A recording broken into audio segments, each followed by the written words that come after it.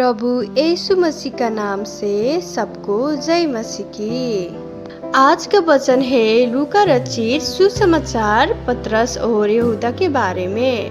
पतरस ने यीशु को इनकार करके क्या पाया और यहूदा ने यीशु को धोखा देकर क्या पाया। ये वचन सुन के परमेश्वर आप सभी को आशीष दे। मत्ती सुसमाचार 22 अध्याय 61 पद में कहता है, तब प्रभु ने घूमकर पतरस की ओर देखा और पतरस को प्रभु की कही हुई बात याद आई कि उसने उससे कहा था कि मुर्गे के बाग देने से पहले तू 3 बार मेरा इनकार करेगा। क्या आपने कभी पछतावे का दंश या असफलता का बोझ महसूस किया है?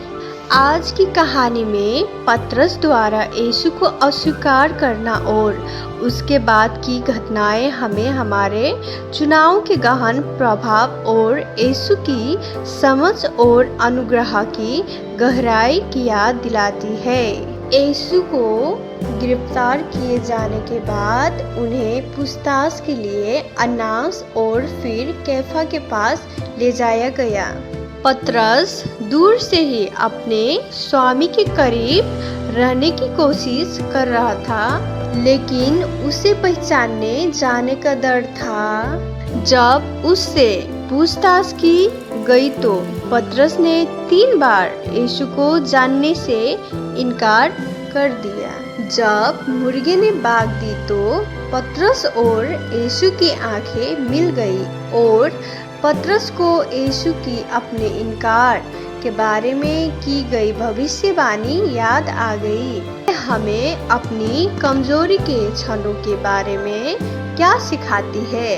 पतरस का इनकार सिखाता है कि सबसे समर्पित अनुयायी भी दबाव में लड़खड़ा सकता है। क्या आपने कभी खुद को चुनौतीपूर्ण परिस्थितियों में अपने विश्वास को नकारते या अपने मूल्यों से समझौता करते हुए पाया है? इस बीच महासभा ने यीशु से लगातार पूछताछ जारी रखी और उन्हें दोषी ठहराने के लिए कोई भी कारण तलाशती रही। उन्होंने अंत उन पर इस निंदा का आरोप लगाया जिसके कारण उन्हें मृत्युदंड की सजा सुनाई गई। यीशु को धोखा देने के लिए पछतावे से व्याकुल यहूदा ने मुख्य पुजारियों और पुरानियों को चांदी के 30 सिक्के लौटा दिया, लेकिन फिर अपने अपराध से निपटाने में असमर्थ होकर उसने आत्महत्या कर ली। हम अपने पछताव और असफलताओं से कैसे निपटते हैं? यहूदा की कहानी अनियंत्रित अपराध की विनाशकारी शक्ति की एक स्पष्ट याद दिलाती है कि इसके विपरीत पतरस की कहानी हालांकि शुरू में इनकार और पछतावे से चिन्हित थी, अंत पछताव और बहाली की ओर ले जाती है। आप अपने जीवन में क्षमा और बहाली कैसे प्राप्त कर सकते हैं? यीशु का परीक्षण और पतरस का इनकार मानवीय कमजोरी की वास्तविकता और मसीह के माध्यम से उपलब्ध असीम अनुग्रह को उजागर करता है। हमें सबसे अंधकारमय क्षणों में भी यीशु हमें मुक्ति और पुनर्स्थापना का मार्ग प्रदान करता है।